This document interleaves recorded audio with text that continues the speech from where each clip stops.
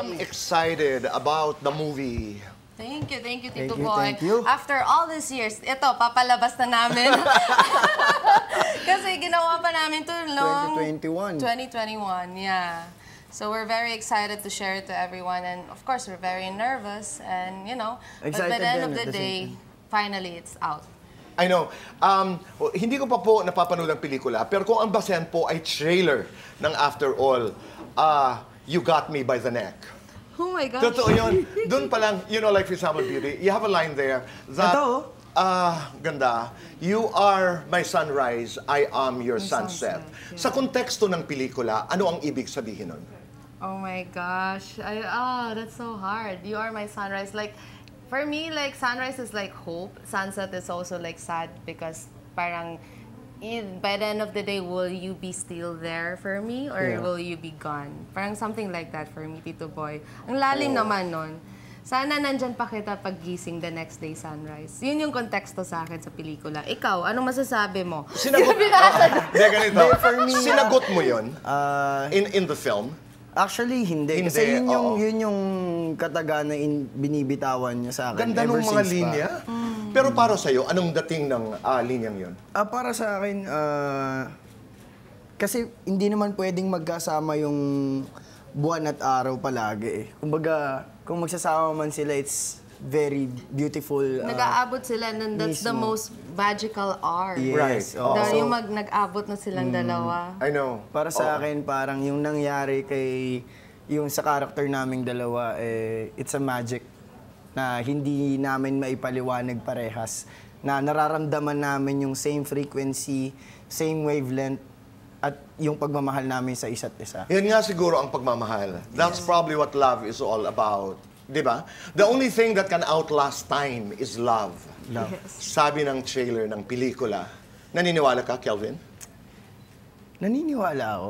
Pero kasi para sa akin, yung pagmamahal kasi, noon pa ang pananaw ko sa pagmamahal is there is no exact definition of love. Kasi, anong mas mahalaga? Oras o pagmamahal? Pagmamahal. Pagmamahal. Kasi, kapag hindi mo binuhos yung pagmamahal mo sa meron kang oras, meron kang regrets. Pero kung oras lang yung ima-maximize mo at walang love, laging may regrets. Ganun. Ikaw, Beauty. Well, time is luxurious for me. It's the most luxurious thing that you can have, time. Not money can buy that. Correct. Not money can pay At that. pag lumipas, hindi mo na maibabalik. Yes. So, love is the most beautiful thing that you can ever experience. So, That's true. if I can intertwine both, then life is beautiful. May isang eksena doon na, Nay, Tay, talagang hindi nyo malilimutan. Halika, Kelvin. Oh Ito my lang, God! isa lang. You know, no, but that really got me. Yung tinawag mo si Sarina, napakasimpleng eksena, pero to me, parang yun ang buod ng kwento, yung lumingon ka. Ang ganda. Ay, thank you, Tito Boy. Beautiful, beautiful scene. Ay, thank you. Halimbawa tayo ay Kinikilabutan nag-uusap, Beauty. Tawagin mo at hulihin mo direct dito sa camera ngayon. Ang ganda, Beauty. No, it's really a beautiful scene. It's really a beautiful scene. Nadun ka and then call her. In Call 4, 3, 2, 1, action. Sarina. Isa pa. Ay, baka hindi na ako makauwi ng Paranaque nito.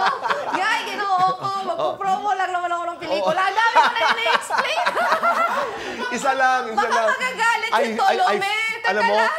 Beauty, I fell in love with that moment talaga. Ito na. Zarina.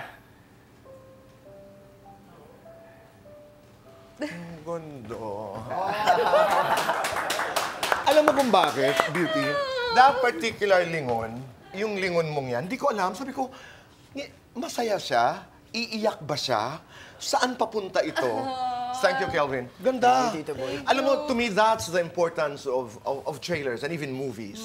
Pag nasusunto ka, Ay, thank you, iba. Tito Boy. Thank you.